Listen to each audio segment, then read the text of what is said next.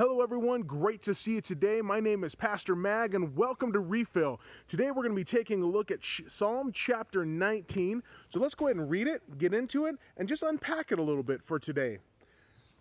The psalmist here is King David again, and he's going to start off. The heavens declare the glory of God, and the sky above his proclaims his handiwork. Day to day pour out speech, and night to night reveals knowledge. There's no speech, nor are there words, whose voice is not heard. Their voice goes out through all the earth, and their words to the end of the world. In them he has set a temple for the sun, which comes out like a bridegroom leaving his chamber, and like a strong man runs its course with joy. Its rising is from the end of the heavens, and its circuit is to the end of them, and there is nothing hidden from its heat.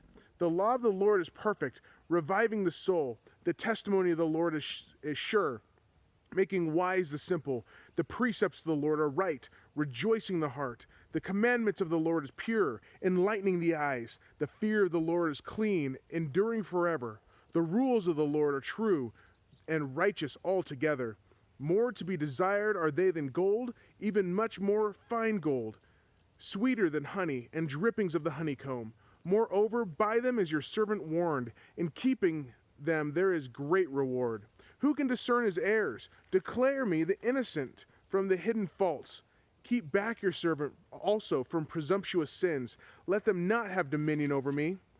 I then shall be blameless and innocent of great transgression. Let the words of my mouth and the meditation of my heart be acceptable in your sight, O Lord, my rock and my redeemer. David here, I love how he starts off, and he says, how amazing is God? Look at creation around you. Look at what's going on around you. Now, you might be in an apartment and there's not a lot of creation that you can see, and yet it is easy to see how amazing the grass that's around, the trees that are around, the house plants that you might have at your place, your pets, all of that. You yourself are incredible, and God has created all of that. What's even more amazing past that is in verse 3, it says, there's no speech, there are no words whose voice is not heard. When you talk, whether you're talking to God or not, God hears you. He's listening. And when you're praying and you're saying, God, where are you? He is listening. He is there with you. On top of that, the law of God, how God says to live, is perfect. And he said that in verses 7 through 11. The Lord is perfect, reviving the soul. The testimony of the Lord is sure. The precepts are right. God is perfect. He is right. What he says is right is right. What he says is true is true. It is reality as God sees it. And so what is our result? What should our end be to this? Well, first of all, I love how he says in 13, keep back your servant also from presumptuous sins. Let them not have dominion over me.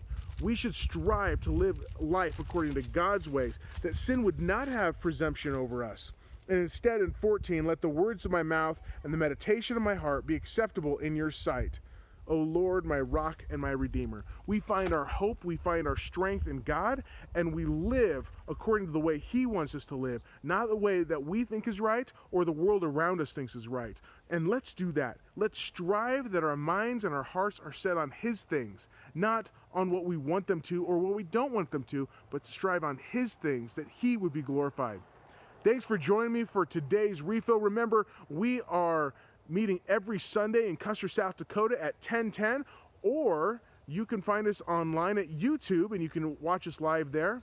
I hope you have a great day. Let's be following the Lord.